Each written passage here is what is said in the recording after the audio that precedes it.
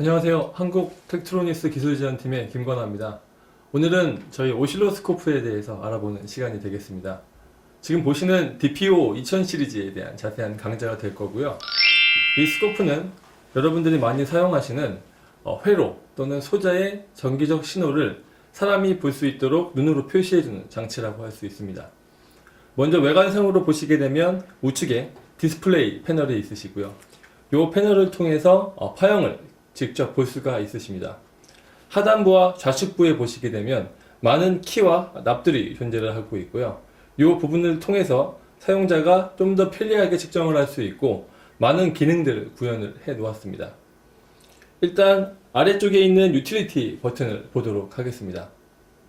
자세히 보시면 세이브 버튼과 메뉴 버튼, 그리고 유틸리티 버튼과 디폴트 셋업 버튼이 있으시고요. 저 버튼들을 통해 사용자들이 좀 더 편하게 사용을 할 수 있습니다.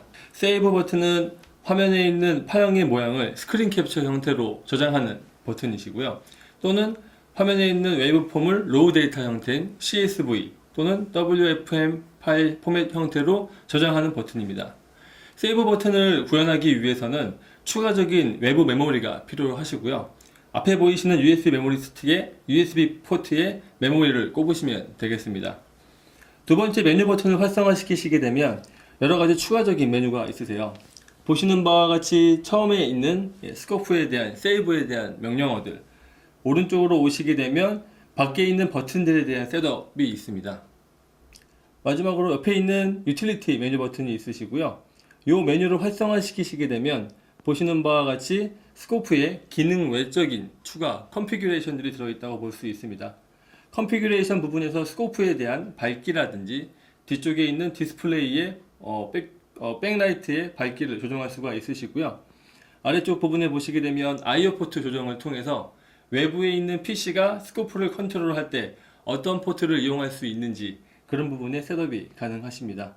이런 기능 외적인 추가 옵션이 유틸리티 버튼에 있다고 볼 수 있으시고요.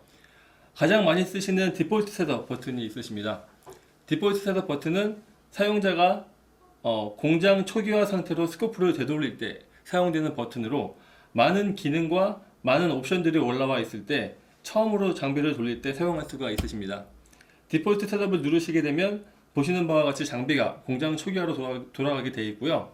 우측 하단에 보시게 되면 다시 재실행을 할 건지 또는 그냥 이 셋업을 유지할 건지 버튼을 눌러서 확인을 할 수가 있으십니다. 다음으로 보시게 되면 왼쪽에 있는 기능 버튼들이 있으세요. 실제로 이 기능 버튼들을 이용해서 여러분들은 스코프를 측정을 할 수 있습니다. 기능 버튼은 크게 세 가지 블럭으로 나누어지게 되어 있는데요. 아래쪽에 보시는 버티컬 부분과 윗부분에 있는 호리젠탈 부분, 좌측 끝에 있는 트리거 부분, 크게 세 가지 부분으로 나누어져 있습니다. 버티컬과 호리젠탈 트리거 유닛들은 스코프의 근간을 이루는 기본적인 구조라고 할 수 있습니다. 그럼 먼저 버티컬 부분에 대해서 보시도록 하겠습니다. 버티컬 부분은 파형이 들어올 때 스코프에서 보이는 수직축에 관련된 메뉴라고 볼 수가 있으세요. 지금 보시는 바와 같이 측정되고 있는 파형이 화면 바깥쪽으로 앰플리튜드가 넘어가고 있습니다. 이런 경우에 버티컬 쪽에 있는 스케일 납을 돌리시게 되면 파형의 크기를 조정할 수가 있으세요. 이런 식으로 파형의 크기를 조정해서 화면 안쪽으로 파형을 집어넣으면 되겠습니다. 위쪽에 보시게 되면 포지션 납이 있으세요. 이 납을 통해서 파형이 화면에 위치하고 있는 자리를 조정할 수가 있으십니다.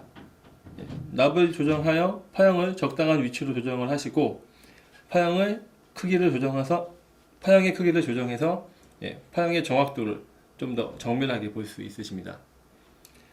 버티컬 쪽에 있는 메뉴는 눈에 보이는 채널 버튼을 누름으로 인해서 활성화될 수 있습니다. 버티컬 쪽은 궁극적으로 보이시는 바와 같이 프로브가 꼽히는 부분부터 스코프의 애퀴지션 보드라고 하는 하단부에 있는 보드 전체에 대한 메뉴가 모여있는 부분이라고 할 수 있습니다. 그렇기 때문에 버티컬 부분에서 조정할 수 있는 부분은 프로브 관련 또는 화면에서 보이는 수직축 관련 메뉴가 모여있다 라고 할 수 있습니다. 첫 번째 메뉴를 보시게 되면 커플링 메뉴가 있으십니다. 커플링 메뉴는 크게 DC, AC, 그라운드 모드가 있으시고요. 일반적으로 외부에 있는 신호를 그대로 보여주는 형태를 저희는 DC 커플링이라고 얘기를 합니다. 그 다음으로 AC 커플링은 DC 성분을 제거한 채 순수 AC 성분만 볼 수 있는 상태라고 볼 수 있으십니다. 마지막에 있는 그라운드 모드 같은 경우에는 파형 전체를 단순히 그라운드로 쇼트시켜 채널을 사용하지 않겠다라는 뜻입니다. 두 번째 있는 메뉴를 통해서 인버터 메뉴가 있으신데 이 메뉴로 파형을 반전시킬 수가 있으세요. 세 번째 있는 메뉴를 보시게 되면 이제 밴드위스 리밋이 있으십니다. 버티컬 쪽에 있는 애퀴지션이라고 하는 보드에 보시게 되면 애퀴지션 보드로 인해서 스코프의 가장 기본적인 성능인 밴드위스가 결정이 됩니다. 그렇기 때문에 애퀴지션의 특성에 따라서 스코프의 버티컬 메뉴는 밴드위스를 결정 지을 수가 있습니다. 세 번째와 네 번째 같은 경우에는 이제 프로브나 눈에 보이는 디스플레이 장치입니다. 네 번째 메뉴를 보시게 되면 그 채널에 대한 라벨링을 할 수가 있으시고요. 마지막에 있는 다섯 번째 같은 경우에는 이 프로브 자체의 특성이 표시가 되고 있다고 볼 수 있으십니다. 지금 보이는 이 프로브는 10바이 프로브로서 10배 다운 프로브이기 때문에 그 부분을 명기하고 있습니다. 모어 부분에 보시게 되면 여러분들이 납으로 조정했던 스케일 부분과 포지션 부분에 대한 메뉴가 별도로 있으시고요. 추가적으로 아셔야 되는 오프셋과 디스큐라고 하는 메뉴가 있으십니다. 오프셋의 의미는 파형이 시작되는 0V의 위치를 조정할 수가 있으십니다. 오프셋을 눌러서 보시는 바와 같이 우측에 있는 A납을 이용해서 파형을 내리게 되면 시작되는 파형의 위치가 내려가는 걸 볼 수 있으시고요. 우측으로 돌리게 되면 시작되는 파형의 위치가 점점 올라가는 걸 볼 수가 있으십니다.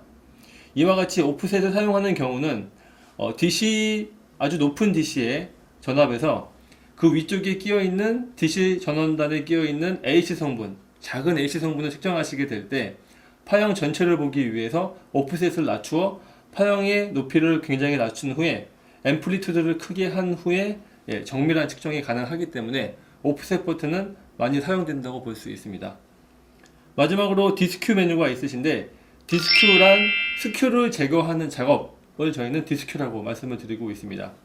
디스큐는 즉 채널 간, 채널을 지금 보시게 되면 두 개가 있죠. 1번과 2번 채널에 발생하는 시간적 딜레이 차이를 맞추는 작업이라고 보시면 되겠습니다. 다음은 호리젠탈 부분입니다. 호리젠탈 부분은 화면에 보이는 수평축상의 팩터를 적용한다고 볼 수 있으세요. 디스플레이의 하단에 보시게 되면 정 가운데 부분에 4 마이크로세크라고 디스플레이 되고 있는 게 보이실 겁니다. 이 부분에서 호리젠탈에 있는 스케일 납을 조정하시게 되면 한 칸당 보이는 시간의 양을 조정할 수가 있으세요. 타임축을 길게 하시면 즉 긴 시간 동안의 파형을 볼 수가 있으십니다. 스케일은 시간적 어떤 양을 조정하는 장치라고 볼 수 있으시고요. 포지션 부분은 파형이 시작되는 점을 조정할 수가 있으십니다. 상단에 보시게 되면 T라고 하는 글자가 보이시는데요.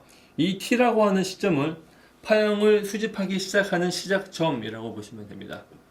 향후 포지션 버튼을 이용해서 어떤 파형이 제공되고 있는 시점으로부터 과거 파형이 중요하신 경우에는 왼쪽 부분을 더 많이 보셔야 되고요.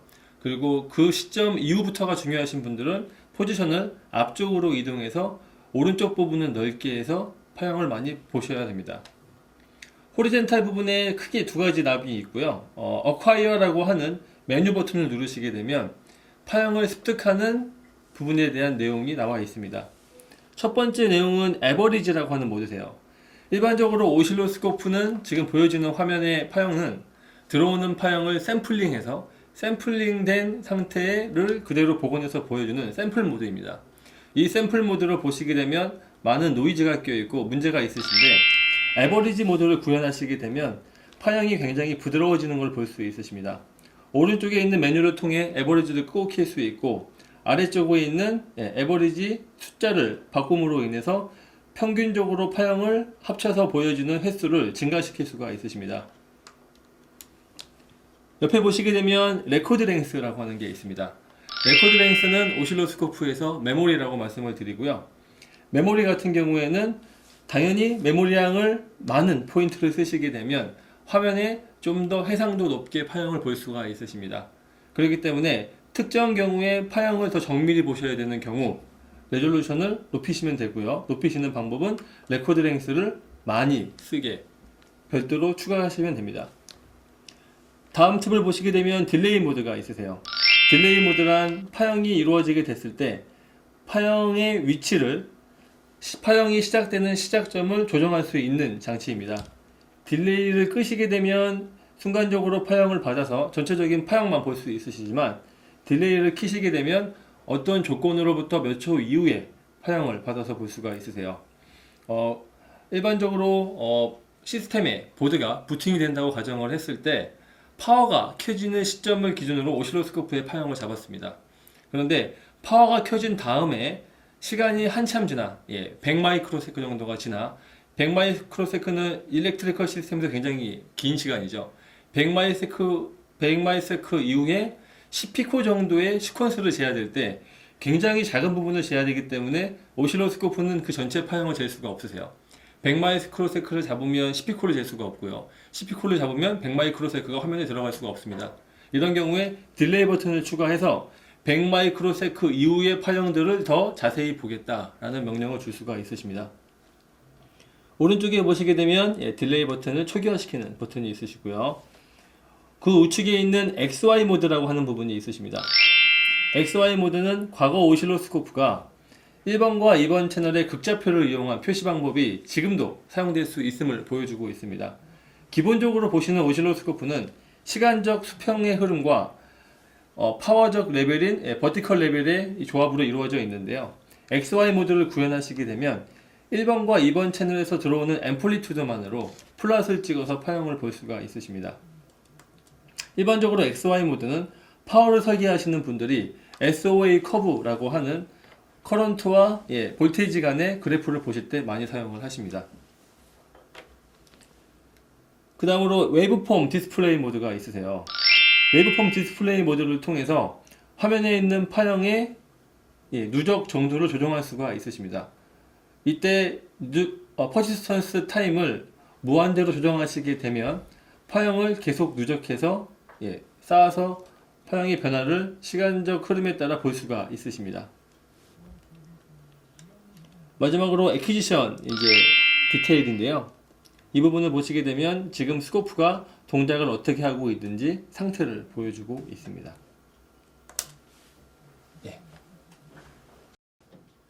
트리거 메뉴를 보도록 하겠습니다. 트리거란 영문을 번역하면 방아쇠라는 얘기죠. 즉 파형을 잡는 시점을 조정하는 메뉴입니다. 트리거 레벨을 통해서 트리거를 거는 조건을 조정이 가능하시고요. 트리거 메뉴를 활성화시키시게 되면 여러 개의 타입의 트리거가 존재하고 있음을 알 수 있으십니다. 맨 왼쪽에 있는 트리거 타입을 보시게 되면 저희 DPO 2000 시리즈는 엣지 트리거부터 펄스 위스, 그리고 런트 트리거, 로직, 셋업 홀드 타임, 라이징 타임, 비디오 트리거, 버스 트리거를 제공하고 있음을 알 수 있습니다. 기본적인 엣지와 런트, 펄스 위스를 이용해서 웬만큼 문제가 있는 파형은 다 디텍팅이 가능하시고요. 이 메뉴들을 통해 엣지 트리거의 소스를 지정할 수 있으시고 엣지 트리거에 대한 특성들을 우측에 있는 메뉴를 통해 적용 가능하십니다. 가운데 있는 커플링이라고 하는 부분은 무엇이냐 하면 트리거 시키는 트리거 시점의 신호에 노이즈가 낄 수 있기 때문에 그런 노이즈를 하이패스 필터 또는 로우 패스 필터를 이용하여 제거를 할 수가 있으십니다. 마지막으로 트리거 모드가 있으신데요.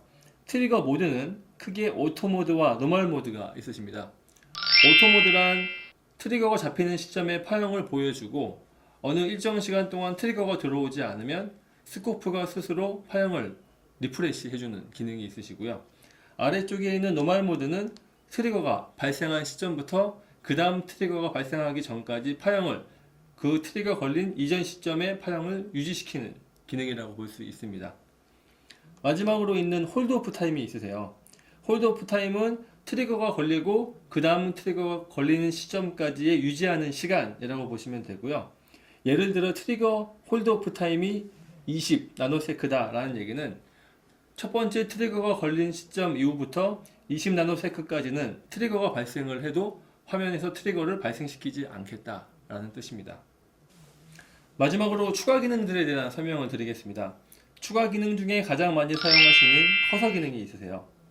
커서는 크게 두 가지 모드가 있으십니다. 버티컬에 대한 커서와 호리젠탈에 대한 커서가 있으십니다.